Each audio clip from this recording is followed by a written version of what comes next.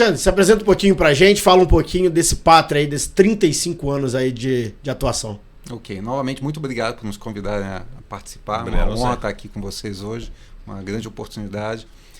E Pátria, e desculpe, eu novamente, esse multimídia, para mim, eu sempre fico meio perdido. Então, já adianto o pedido de perdão aí pela minha performance. Mas vamos lá. O Pátria é uma casa, como você colocou, de 35 anos, uma casa que foi criada como um fundo de private equity, que foi crescendo ao longo dos anos e desenvolvendo novos produtos, né? Então, tem um histórico enorme de investimentos, de captação de recursos, focado em investidor estrangeiro e cada vez mais migrando para plataformas no Brasil, de captação no mercado doméstico, porque a gente sempre investiu e vai continuar investindo no Brasil. A gente sempre vê o copo meio cheio, a gente acha que tem diversas oportunidades interessantes e com isso a gente foi desenvolvendo esse produto. Então, hoje temos 200 bilhões de reais sob gestão, divididos em private equity, infraestrutura para private equity, imobiliário e crédito também, né? Eu sou responsável pela área de crédito no Brasil. E a gente tem fundos locais de crédito, como tem fundos latino-americanos de crédito também. Então, muito rapidamente, é isso que a gente faz, mas eu acho que o nosso principal diferencial é como a gente faz, né? Então, o nosso conceito é tentar utilizar o máximo possível da inteligência da casa como um todo, né? Então, seja crédito, seja infraestrutura, seja real estate, a gente sempre tenta conversar com as outras áreas para absorver a inteligência. Por exemplo, crédito, a gente naturalmente não pode conceder crédito para as empresas para conflitos de interesse. Mas nada impede de utilizar a inteligência, né? Então, você acessar o CEO, CIO, COO, qualquer C que você queira, a gente consegue acessar e com isso a gente tem uma informação muito mais quente no processo decisório de crédito. Ou mesmo no imobiliário. Recebi uma fazenda de garantia, recebi um terreno. Nós temos um time que eu tenho muita admiração, com muita competência, que conhece imóveis e fazendas no país inteiro e com isso a gente consegue precificar e saber se aquela garantia é boa, saber se aquela empresa é boa, se aquela indústria está num bom momento, e até uma situação caricatural, né? Se a gente precisa saber, como é que está o índice pluviométrico hoje no Mato Grosso do Sul, a gente consegue ter acesso via, às vezes, em empresas do private equity. A gente usa essa inteligência com muita frequência e por isso também que você vê todas essas caixinhas sempre atuando no mesmo setor. Então, o crédito, os setores que a gente atua em crédito são os mesmos setores do private equity, né? Infraestrutura, saúde, educação, etc., né? Agro, né? Então, por isso que a gente, em relação à inteligência de indústria, ela é compartilhada. Naturalmente, tem uma diferença de técnica, né? Então, o crédito é sempre mais mal-humorado, né? Aquele que sempre está procurando coisa negativa, que morre de medo de crescimento. Não, ele está crescendo demais. Mas essa que é a beleza. E a gente tem que estruturar levando em consideração esse ângulo. Então, a gente tem essa combinação do time de crédito. Somos um time grande. No Brasil, somos mais de 20 profissionais focados em originação, estruturação e acompanhamento das operações. Tem mais o time que fica baseado no Chile, com mais de 20 profissionais também, cobrindo toda a América Latina. O time fica baseado no Chile. E com isso a gente consegue ter acompanhamento tanto clássico, né, do pessoal aqui na Faria Lima, olhando lá os demonstrativos financeiros, mas o que a gente mais faz mesmo é sujar o pé de graxa, de barro, indo no campo, indo na empresa, etc., para ter essa dinâmica muito parecida com o private equity, né? Então, a gente faz a diligência como se fosse uma diligência de compras de uma empresa. A gente faz a modelagem da empresa como se fosse uma modelagem de compra. A gente faz a estruturação num olhar de dono da empresa. E o relacionamento com o empresário, e convenhamos, o empresário brasileiro é extremamente competente, eu tenho muita honra de estar convivendo com muita frequência com esse empresário que consegue criar oportunidades, não importa qual seja o ambiente macroeconômico ou microeconômico, na situação dele ele cria oportunidades para conseguir construir riqueza para ele e para a sociedade, né? Então, com isso, essa interação com o empresário não é suficiente a gente estar aqui. A gente tem que ir lá no interior do Brasil, no norte, nordeste, sul, centro-oeste, para mitigar o risco de crédito, conhecer melhor o empresário e conseguir fazer os investimentos. E, novamente, com muito acesso a essa inteligência. Então, é muito único, é muito interessante ter essa oportunidade de você ter um empresário específico que é baseado numa cidade pequena e a gente está conversando com uma empresa do nosso private equity, que às vezes é a líder na América Latina, e eles conhecem, não, conheço aquele empresário, admiro, vale a pena conversar com aquele empresário, que é muito competente, tem histórico, etc.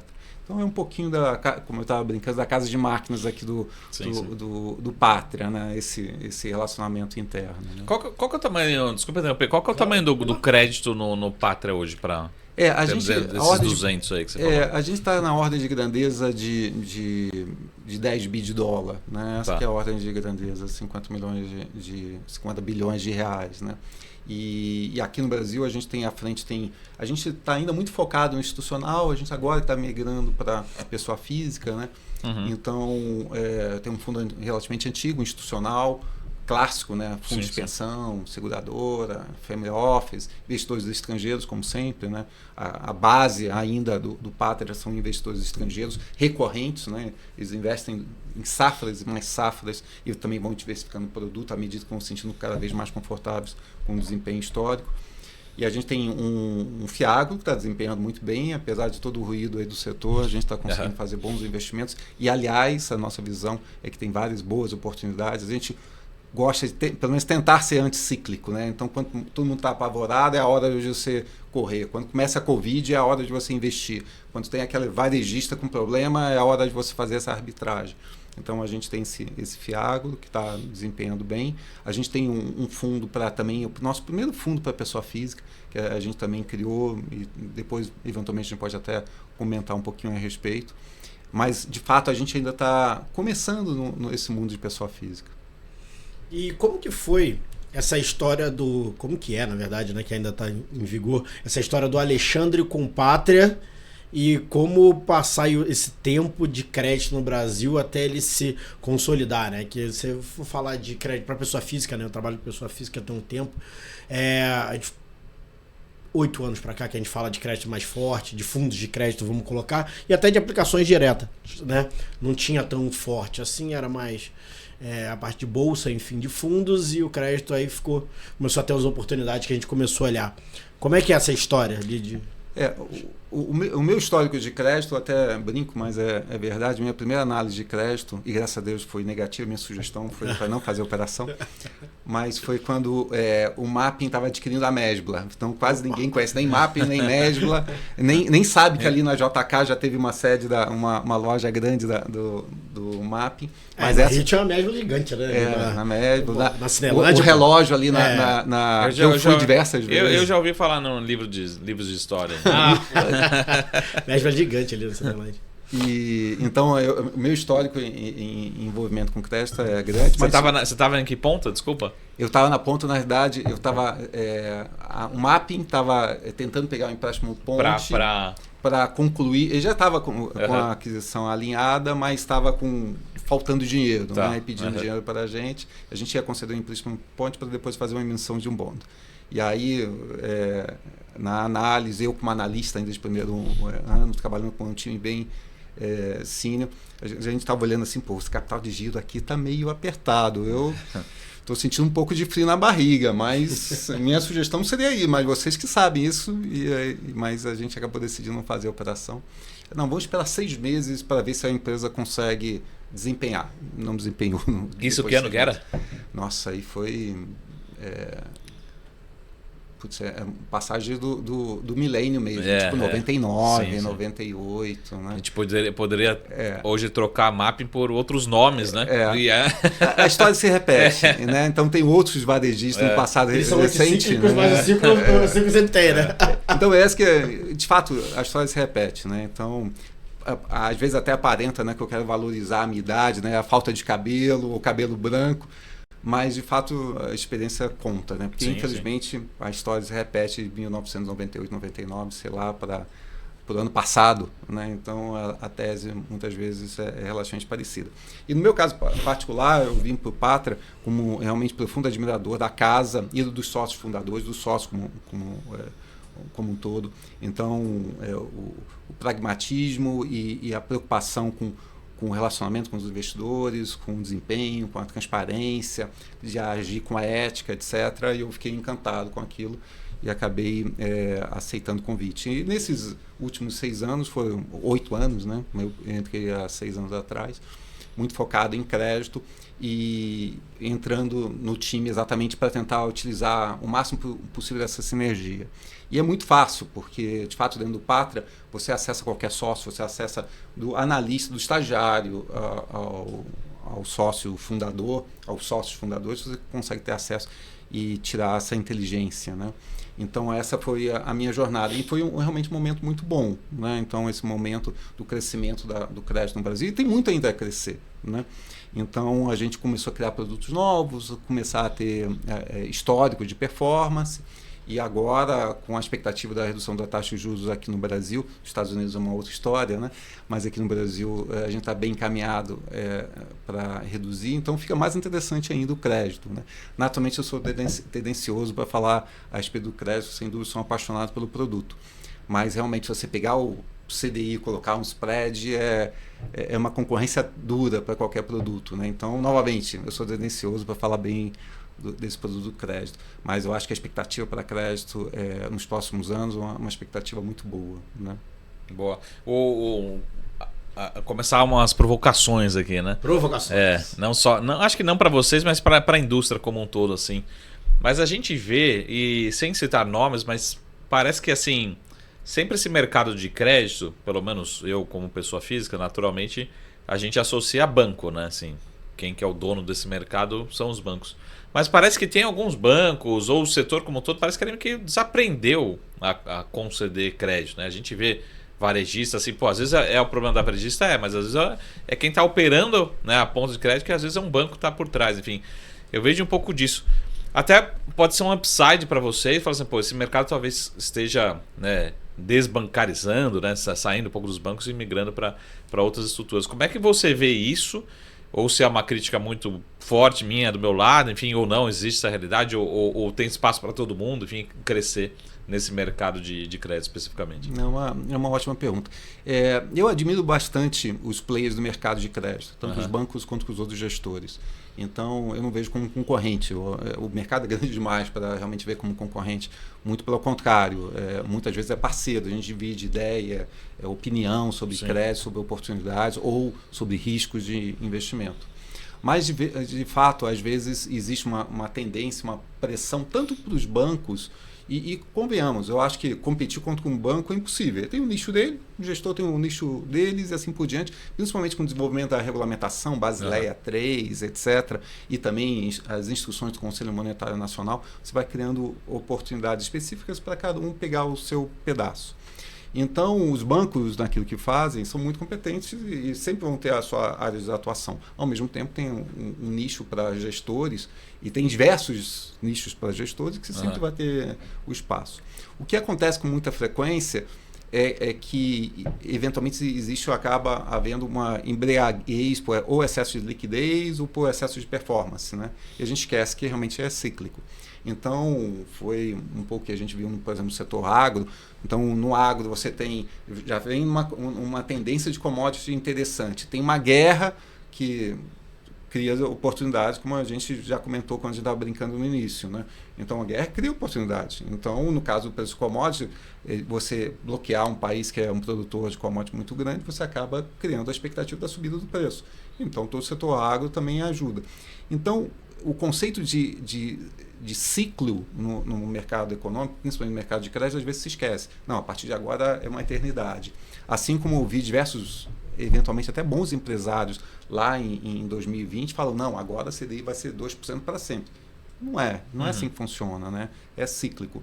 Eu acho que a gente viu exatamente isso acontecendo. Então, as pessoas se influenciando com bom humor e sendo otimistas demais. A gente é pendular, não pode nem ser otimista demais, nem pessimista demais. Então, de fato, algumas instituições foram mais agressivas nessa expectativa da perpetuidade de um bom ambiente, né? Então, mas é bom, porque, novamente, cria as oportunidades. Quando o mercado está muito tempo muito estável, é muito mais difícil você entregar o famoso alfa, né? O retorno diferenciado. Sim, sim, sim. Então, a partir do momento que você cria esse estresse, se você continua convicto na tese básica de investimento, você consegue entregar um retorno diferenciado, né? Então, a gente está com um episódio muito especial porque a gente pega toda a parte, né, de assets e gestoras, né, consolidadas e tudo, e é bom a gente começar a olhar desde o crescimento, desde o começo da semente. Isso é muito bom, hein, Marcos Travalho? Desde o começo. Estamos aqui com uma história de mercado, né, sendo construída aqui diante dos nossos olhos, né? Bonita essa frase, né, Cassiano? Pô, em primeiro lugar, Marcão, Pedro, obrigado aí pela oportunidade, cara. Muito bacana a gente poder voltar aqui, né, de bater esse papo. Acho que é o primeiro podcast que a gente fez como Tenax aqui com o Silvério, lá no começo de 2022. Então, assim, pra gente é um prazer poder estar aqui. Boa, muito bom. Ô Cassiano, acho que e também se você puder contar um pouquinho da história, antes de falar, da história da Tenax especificamente. Então, lógico que aqui a gente vai falar sobre pessoas, né? Mas vamos contar um pouquinho sobre a Tenax, né? Lógico, um pouquinho também quais são as pessoas que formam o time da Tenax, né? É difícil que aqui você vai arrumar briga, né? Você vai falar de alguns, você não falou meu nome lá, né? Não pode deixar. E contar um pouquinho também da filosofia, um pouquinho... Enfim, tem muita coisa pra gente contar, né? Um pouquinho da história. Lógico que também, aí a opinião minha, talvez um dos escritórios mais bonitos aí da Faria Lima, né? A opinião minha também. Tô tendo que visitar. Tendo que visitar. Tá mais do que convidado. Claro. Bom, a Tenax é uma gestora que completou 2 anos agora, recentemente, né, em fevereiro. Então ela é uma gestora ainda relativamente nova, mas que traz uma história bastante longa da turma que foi fundar o business. A gente trabalhou junto durante muito tempo em algumas instituições. E aí em 2021, final de 2020, 2021, as pessoas acabaram deixando o projeto anterior. E no final do período ali de não compete dessa turma, a gente começou a se juntar para pensar um negócio novo, natural, depois de tantos anos trabalhando junto, com a ideia de montar uma gestora multi-estratégia. Um pouco do que a gente já tinha ajudado a construir no projeto anterior. No meio desse processo, a gente acabou sendo até abordado por um grande banco, um parceiro institucional, que é o Itaú, né, que através daquele programa Rising Stars, dado que eles já conheciam a gente de tantos anos, eram alocadores, né, de parte desse time que foi fundar lá a Tenax, acabou que a gente foi abordado por eles para receber recursos através desse programa dos Rising Stars, que foi um evento super importante para a gente, porque a gente conseguiu já começar com uma gestora super estruturada. Acho que essa foi a grande vantagem, né? Hoje em dia a gente costuma dizer que montar uma gestora nova, e acho que a gente vira e mexe está lendo isso em algumas reportagens, montar uma gestora nova hoje em dia está muito mais complicado, né? A exigência do mercado em termos de estrutura, de tamanho de equipe, de investimentos de compliance, de risco, de tecnologia, tudo é muito maior. E através desse programa a gente já conseguiu começar com uma equipe de 25 pessoas, super sênior, né? E a partir dali a gente já começou a nossa história. Inicialmente a gente começou com 2 áreas assim, de gestão, né? 2 estratégias, digamos assim. A estratégia macro e a estratégia de renda variável, mas sempre com olhos de poder expandir essa grade para oferecer produtos de diferentes perfis, diferentes estratégias, com objetivos e riscos diferentes, e sempre tendo um olho para crédito. Acho que crédito é uma estratégia que tem crescido muito no Brasil, faz muito sentido, principalmente em um ambiente onde a gente tem os juros tão altos, né? E a gente veio desenvolvendo o embrião da área de crédito já desde o meio de 22, a gente já começou a ter um time ali dentro olhando para crédito, mas dentro dos fundos, tanto no fundo macro quanto no nosso fundo de total return.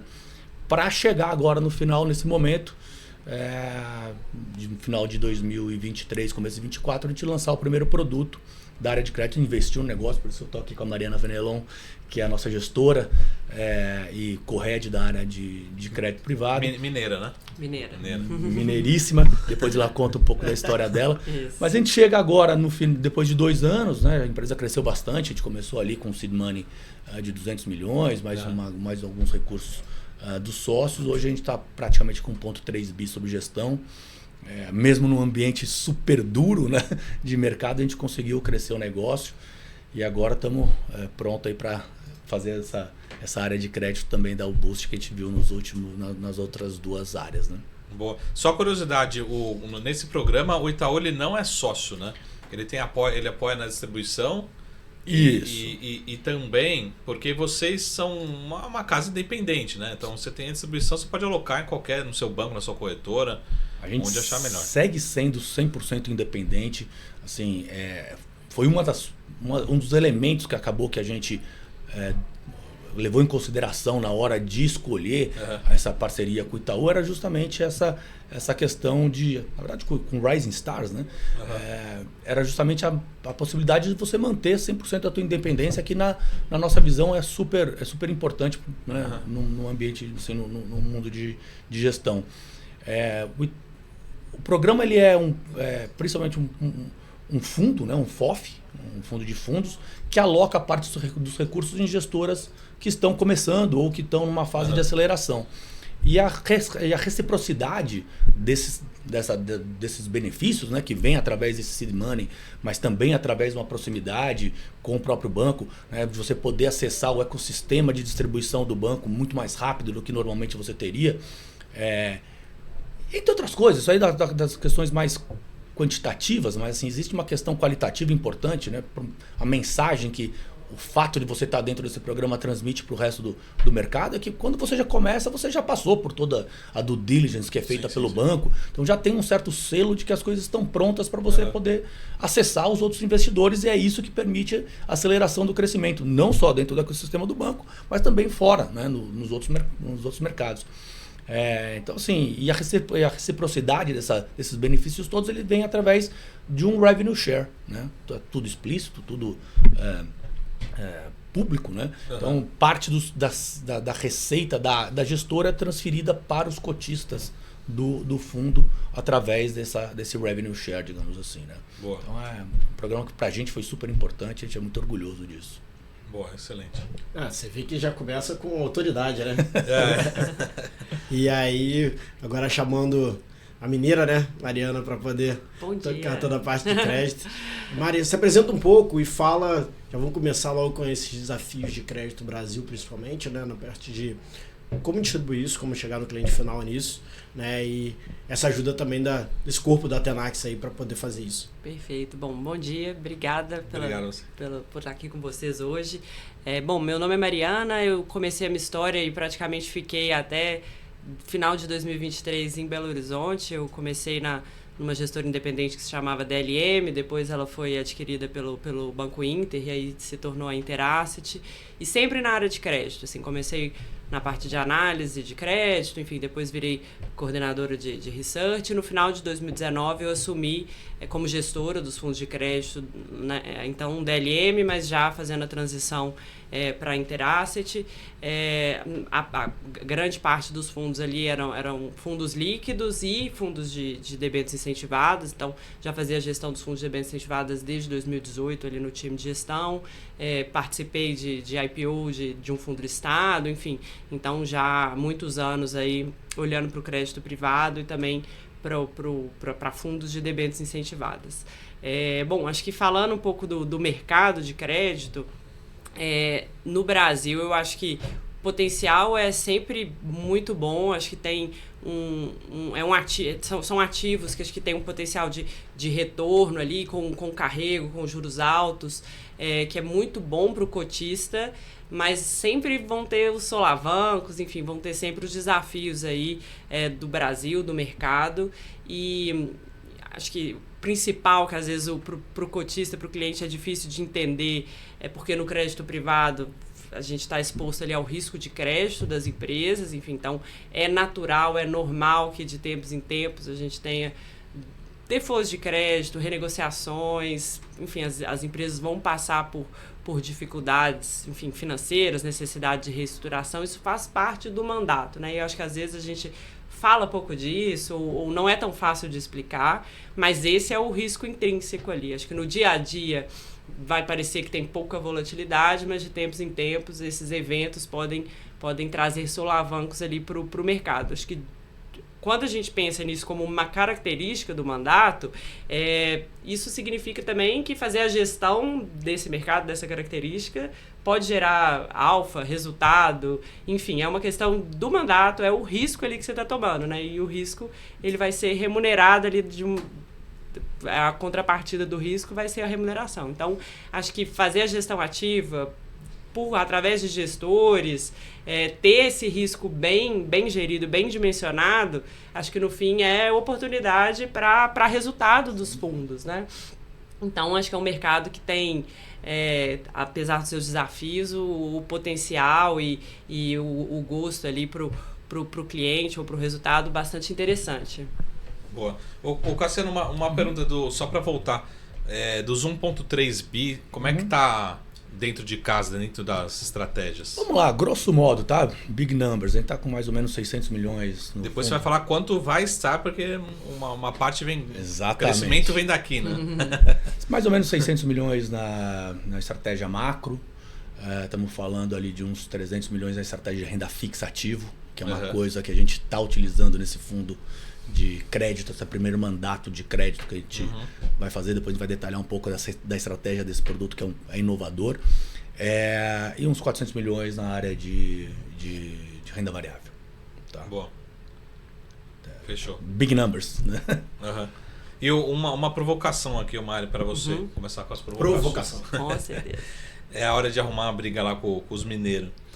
Mas eu vivo muito, respiro muito o mundo do equity. Eu gosto muito daquele analista de equity que, né, pega a sola de sapato e vai para dentro das empresas, enfim.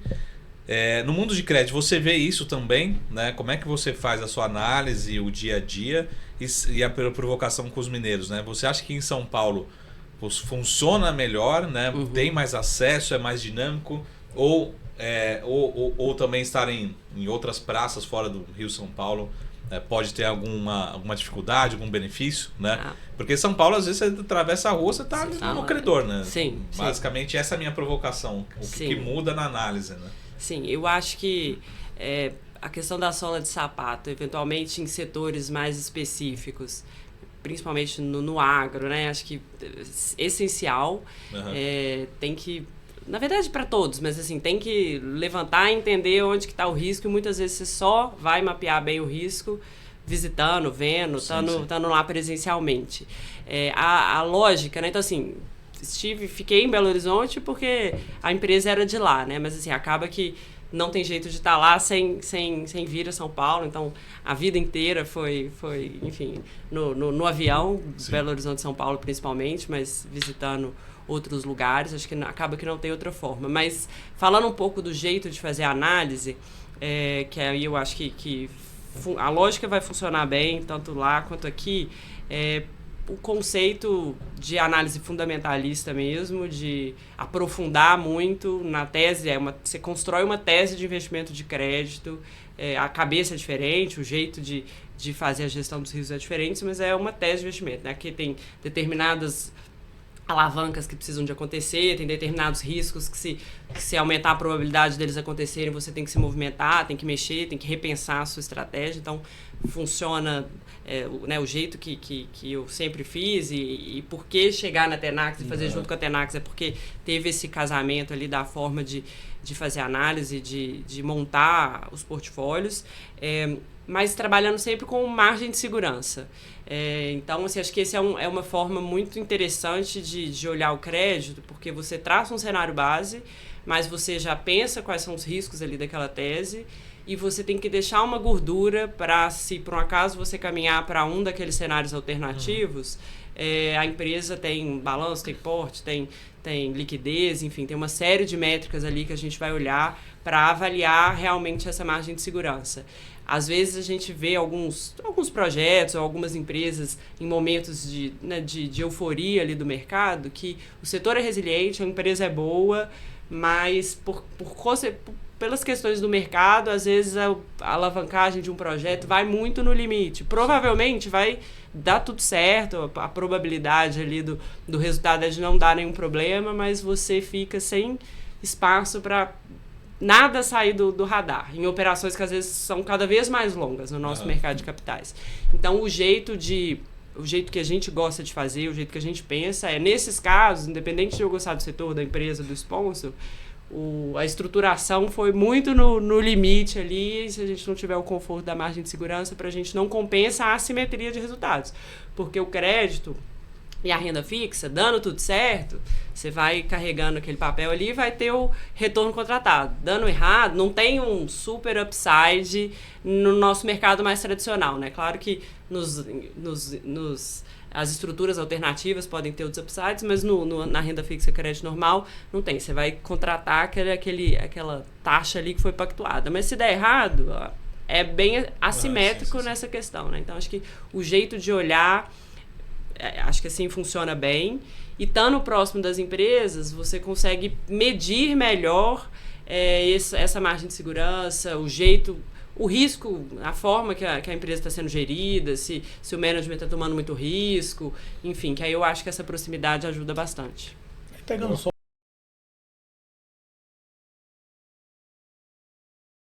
E hoje, Marcão, a gente está na outra parte, né? A gente geralmente está na parte da gestora aqui conversando.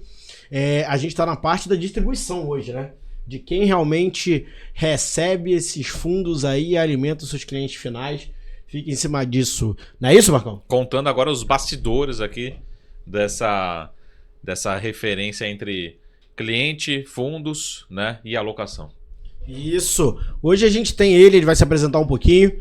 Nosso responsável de distribuição da MSX Wealth, parceiro aí de todo mundo. E ele vai falar um pouquinho dele. Ele tá aí nas redes sociais, todo mundo vê. Todo mundo conhece. Do mercado, então, acho que quase todo mundo conhece, com muitas impressões, né? Muitas boas impressões aí nas redes sociais. Sempre, né? Sempre. Fala um pouquinho pra gente, Fala, Pedrão.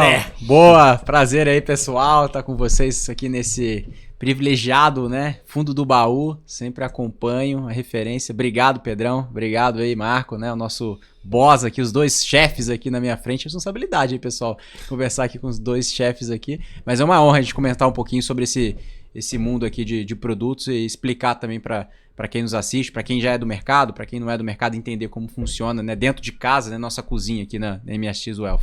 Boa, Alex. E a gente já começa assim, né? Você que é da parte da distribuição, como eu, muito tempo também, então o Marcão já foi também. Como que é isso? Junto ao cliente final, a gente tem uma gama de fundos de investimentos, gama de fundos imobiliários, fundo de tudo quanto é coisa agora, e várias propostas diferentes, IPO toda hora de fundo imobiliário. Como que é isso? Principal visualização já do sentimento do cliente. Como é que é esse business? Acho que o investidor, ele está cada vez mais seletivo, né, nas ofertas que ele tem recebido na mesa. Então esse é o primeiro ponto, né? Ou seja, não é só entender o momento do cliente, mas a gente tentar acertar, né, o timing do produto com a necessidade dele, né? O que a gente tem visto na indústria em geral é ofertar vários produtos ao mesmo tempo, aquilo que aparece, ele acaba, né, tendo desalinhamento com o cliente. Então, algo que a gente tem feito aqui na MSX Wealth, né, com todo o time de consultoria por trás, é exatamente isso. Ou seja, a gente entender, junto com nossos parceiros, né, porque o grande diferencial nosso aqui, né, de todos nós, é a gente não só distribuir o produto, que é, teoricamente, a parte mais fácil, né, ou seja, de recomendar o produto junto com o consultor, a gente entender a casa que está por trás. Então, o Fundo do Baú, inclusive, é um grande percussor disso, da gente ir lá visitar a gestora, conhecer o time de gestão, entender o produto, e aí sim, a partir do momento que tem algum tipo de oferta, a gente ofertar para aquele cliente específico, porque isso traduz em quê? não só uma fidelidade maior do cliente, ou seja, o cliente ele fica mais tempo com a gente, né? O famoso LTV, né? Ou seja, o cliente, ele, ao invés de ficar 1 ano, ele renova 2, 3, 4 anos com a gente. Grande parte dos nossos clientes ele já estão com a gente desde a nossa criação.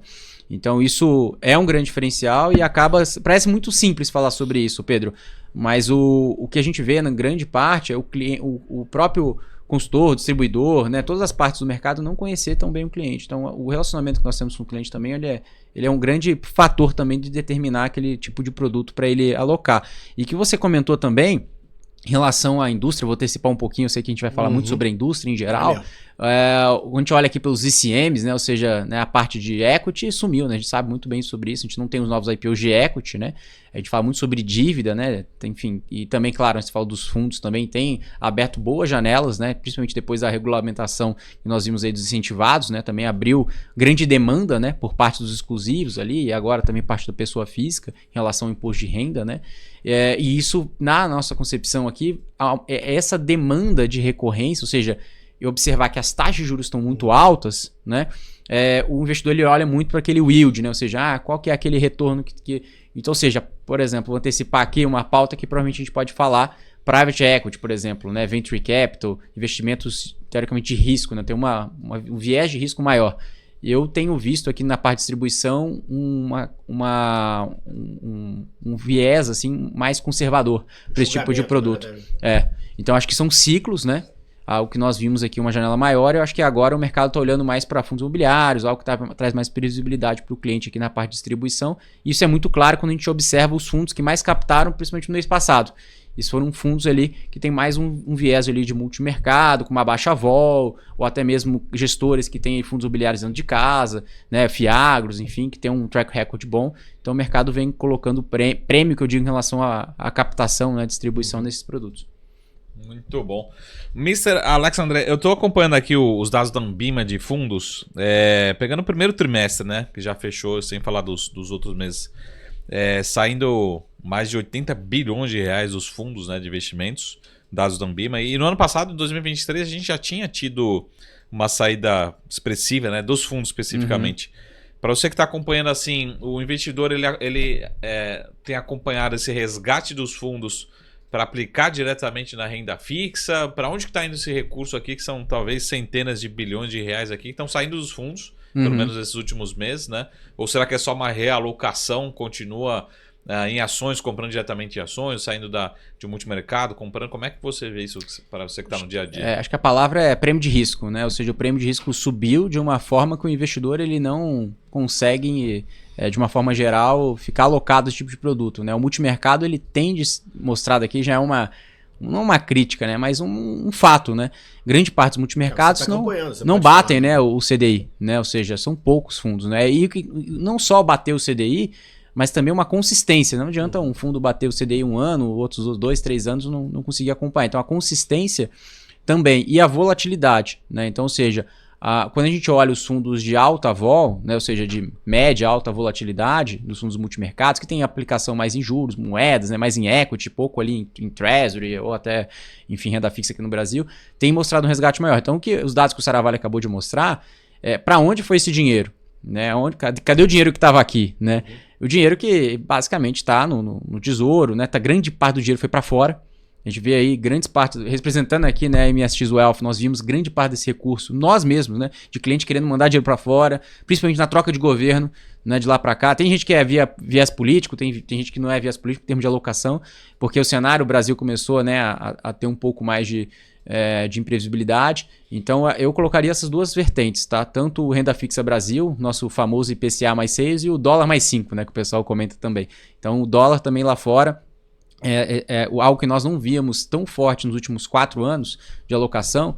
Quando nós começamos, né, desde ali de 20, 21, era muito viés de bolsa, né? A gente já sempre tinha esse viés de bolsa, a gente continua tendo, né? O próprio Saravalli é o nosso especialista aqui, mas na parte de distribuição, produtos internacionais, tanto corporate bonds, vai dizendo assim. Então a gente vê, por exemplo, um título lá do Itaú, né, lá fora, que está pagando, enfim, um CD, por exemplo, em dólar, o mercado começa a olhar com muito mais carinho o investidor brasileiro em alocar lá fora, né? Então, esses tipos de produtos, corporate bonds, treasuries, mais conservadores. Eu acho que nessa parte de distribuição, acho que a gente vê muito esse fluxo indo lá para fora e aqui no Brasil também.